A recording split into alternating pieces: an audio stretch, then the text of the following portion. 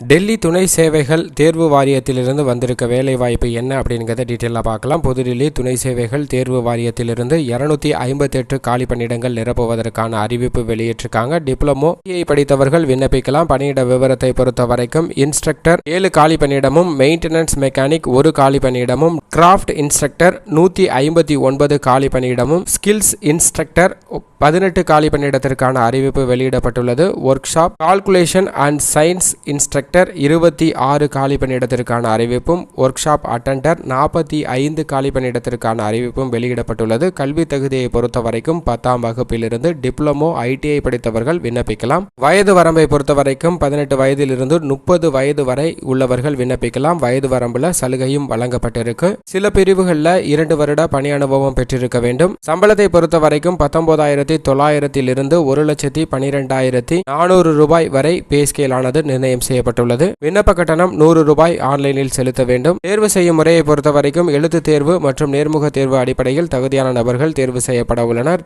தேர்வுக்காக விண்ணப்பிப்பதற்கு official இணையதளம் tssbonline.nic.in என்ற இணையதளத்தில் விண்ணப்பிக்க வேண்டும்.